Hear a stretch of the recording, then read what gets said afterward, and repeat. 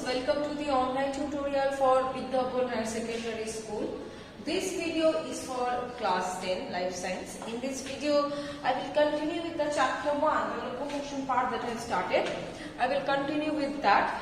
So in this locomotion part I will start with the locomotion in fish, that is the swimming in fish. So let's start with the swimming in fish. So swimming in fish.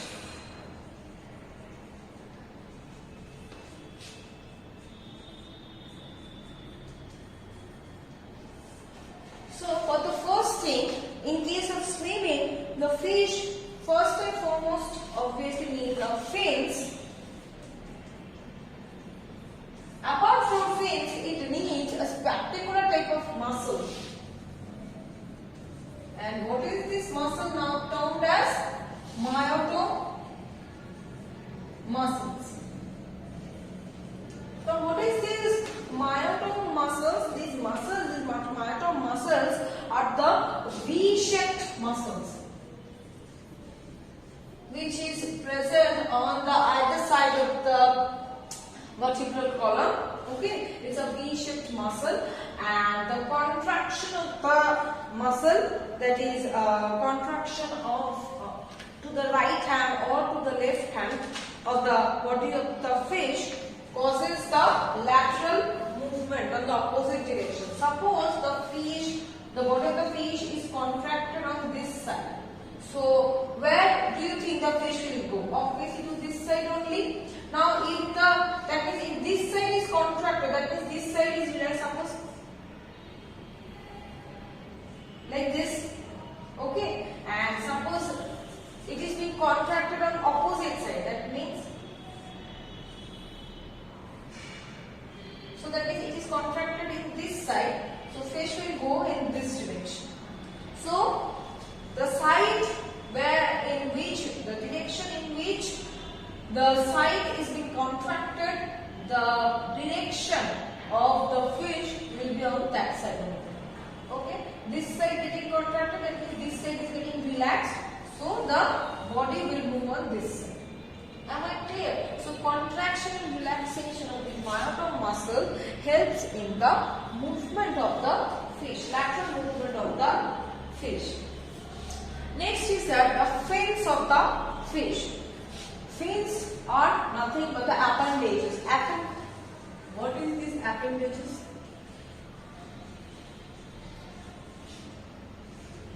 Appendages is a form of locomotory organ. Arthropoda, cockroach, okay, all the other insects, prawn, fish, they are having appendages as their locomotory organ. So fins are the appendages of the fishes. Now how many fins are there? There are altogether 7 fins. Total they are having 7 fins, out of which 2 fins are paired and 3 are unpaired. So 2 paired fins and 3 unpaired fins.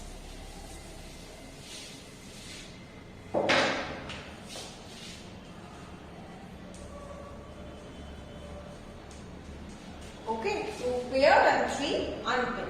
So the paired fins are what? Obviously I told you 2 paired fins. So what are the 2 paired fins? The 2 paired fins are pectoral fins and pelvic fins. Pectoral and pelvic. Always remember this pectoral means which is related to our shoulder. Okay, that means just below the head, and pelvic is the region which is related with the hips or the waist. Okay, so pectoral fin and pelvic fin. Okay, so this pectoral fin find at the operculum region, that is just I told you operculum, that is below the head. Pelvic attached to the ventral side of the body. Okay, so these are the pectoral and pelvic fins. Now coming to the unpaired fins. 3 unpaired fins are there. So number 1 is caudal fin or tail fin. Okay. Number 2 is anal fin. Okay. Number 3 is dorsal fin. So these are the 3 fins: caudal fin, anal fin and dorsal fin. Now this caudal fin located at the end of the tail, that is a caudal or tail fin. Okay, located at the tail region. Anal fin, which is located at the mid ventral side, not totally ventral but mid ventral. Okay, then the medium, mid length of the body. Dorsal fin is also located at the mid dorsal line. Anal mid ventral and it is mid dorsal. Am I clear? Now the functions. What are the functions of the fins? First of all, it helps to maintain stability and direction of movements of the fish. Along with that, the pectoral and pelvic. These two fins help the animals in keeping the body in horizontal position. Horizontal position means this position. Maintaining this position. Horizontal position. Okay? And this dorsal fin facilitates anterior movement. This dorsal fin helps the body to move in the forward direction. Okay? Next is that this tail fin acts as the steering apparatus for changing of the direction. So obviously, if the tail is going to right side, body will move to the opposite side. So it is the steering apparatus. Okay? The anal fin maintains a vertical position of the body. That means this position or this position. How deep it will go into the water body or how much it will come out. This position is maintained by the anal fin. So these are the total location and functions of the fins and myotron muscles. Next we will go for the PG, flight or movement or locomotion in PG. So flight in a bird. See, the locomotion in a bird is always termed as the flying or flight.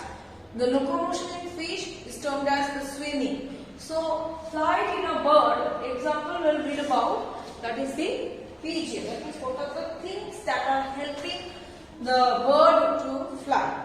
First of all, the 3 important organs necessary for flight in birds are, first of all, obviously wings.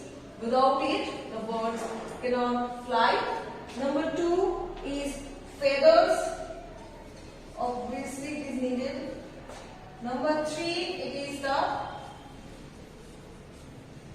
flight muscles.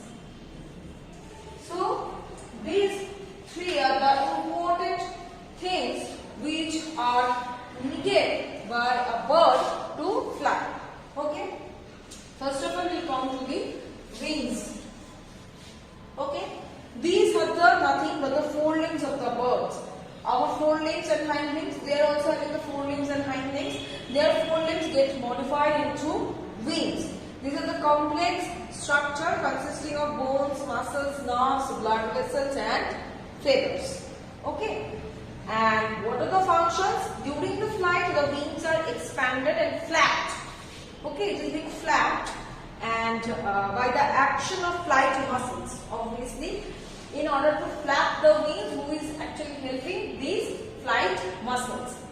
And in resting conditions, the wings are folded on the body because that time it is not needed. And so this is the thing, the flapping and expanding of the wings with the help of these flight muscles. It is helping the bird to fly in the desired direction. Next, coming to the structure, that is the feathers. Okay, these are leaf-like structures consisting of vein, barb and barbules. Okay, these feathers are of different shape and size obviously. The feathers on the wings, that is the wing, feathers on the wings are termed as remiges. And the feathers on the tail, those are termed as rectrices. So there are 2 types of feathers. Wing feathers, which are short in nature and termed as remiges, and another type of feathers that much big in size, those are termed as the rectrices. Okay, so this is the two things, and remiges help in flapping while rectrices help in steering during the flight. Now these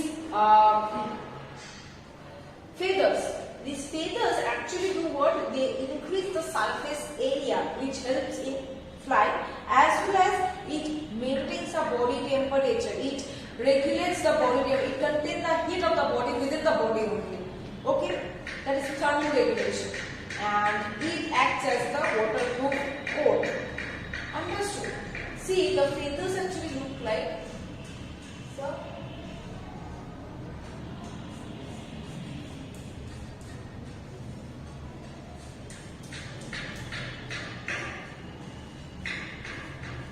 Kind of like this.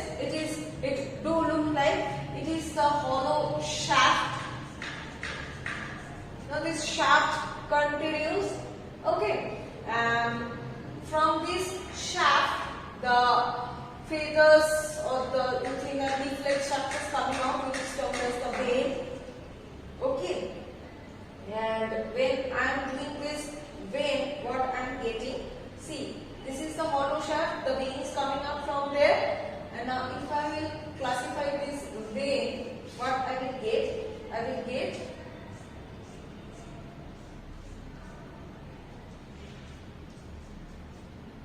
this type of structures are also present.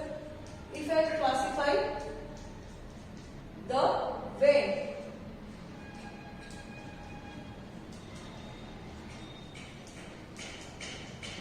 okay, so this shaft of the vein is termed as barb. Okay, and these lines which are coming out from the barb, these lines are termed as barbules. Okay, and these things which are again coming out from the barbules, these are termed as the hooklets. So this is the general structure of the feather. Now coming to the next thing, that is the flight muscles. That is the muscles which are helping for the flight or to fly. So first is the pectoralis major, pectoralis minor, and third one is coracobrachialis. These three are the flight muscles. First of all, pectoralis major, it helps in the downstroke of the wing, that means in the downstroke. Next is pectoralis minor, it helps to elevate the wing, and this coracobrachialis, it helps in depressing the wing. So this was all about the flight of the pigeon or the bird, you can say. Okay. So I am keeping this video till this much. In the next video I will continue with the chapter. Thank you.